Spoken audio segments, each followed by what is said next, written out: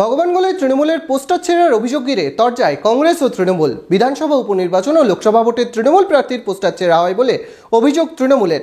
ঘটনায় বাম কংগ্রেসের দিকে অভিযোগ তৃণমূল নেতৃত্বের। অভিযোগ মানতে নারাজ কংগ্রেস। নববর্ষের ছন্দে মাতন আনন্দে গোল্ডেন রিট্রিটে বৈশাখী সঙ্গে রিদম কাল বৈশাখী। গোল্ডেন রিট্রিট বহরমপুর শহরে 4 star deluxe premium hotel with luxury and comfort. উপনির্বাচনের আগে তৃণমূল প্রার্থীর পোস্টার ছেঁড়ার অভিযোগে উত্তেজনা ভগবানগোলায়। রাতের অন্ধকারে ভগবানগোলা 1 নম্বর ব্লকের মোহাম্মদপুর পঞ্চায়েতের নহরপাড়া এলাকায় তৃণমূল প্রার্থীর পোস্টার ছেঁড়া হয় বলে অভিযোগ। তৃণমূলের অভিযোগ, বুধবার নহরপাড়া এলাকায় ভগবানগোলা বিধানসভা উপনির্বাচনে তৃণমূল প্রার্থী রিয়াত হোসেন সরকার ও মুর্শিদাবাদ লোকসভা কেন্দ্রের তৃণমূল প্রার্থী আবু তাহের খানের পোস্টার লাগানো হয়েছে। বৃহস্পতিবার সকালে দেখা যায় সেই পোস্টার ছেঁড়া হয়েছে।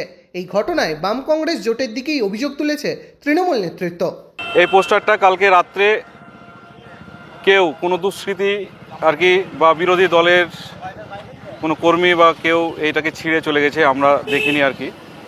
এই জায়গাটায় আমরা আজকে এই যে বুথে দাঁড়িয়ে আছি, এই বুথে বিগত পঞ্চায়েত নির্বাচনে 200 ভোটের উপরে ফেল করেছিল বিরোধীরা। ওদের এইসব জায়গায় কোনো জায়গা নেই, মানে পার্টি পেড়ে যে ভোটটা করবে বা এজেন্ট দিবে সেরকম কোনো পরিস্থিতি নেই।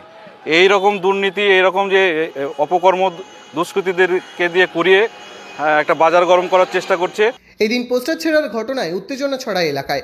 খবর পেয়ে ঘটনাস্থলে পৌঁছয় পুলিশ। যদিও শাসক দলের অভিযোগ মানতে নারাজ কংগ্রেস নেতৃত্ব। কংগ্রেসীরা কিংবা সিপিএম এই কাজের সঙ্গে যুক্ত নয়, কারণ হচ্ছে কংগ্রেসের পায়ের তলায় মাটি আছে, সিপিএম এর পায়ের তলায় মাটি আছে। কারণ আমরা যৌথভাবে যেহেতু লড়াই করছি, ভগবানগোলা 62 নম্বর বিধানসভার উপনির্বাচন এবং আমরা লোকসভায় একই সঙ্গে লড়াই করছি। ওদের মধ্যে এখন কঠিনভাবে কোন্দল। এরা 80টা দলে বিভক্ত হয়ে গেছে গোটা ভগবানগোলা 1-2 মিলে। কারণ এদের মধ্যে গোষ্ঠীকন্দল চলছে জোর। এর মধ্যে আমাদের কোনো লোক নেই, কারণ হচ্ছে আমাদের লোকের এসব করা অভ্যাস নাই, কারণ আমরা গণতন্ত্র বিশ্বাসী।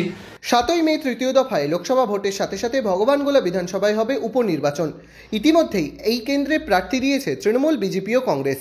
ভোটের দিন যতই এগিয়ে আসছে বাড়ছে উত্তাপও। তবে তার আগে পোস্টার ছেঁড়ার অভিযোগ ঘিরে চড়ছে রাজনৈতিক পারদ।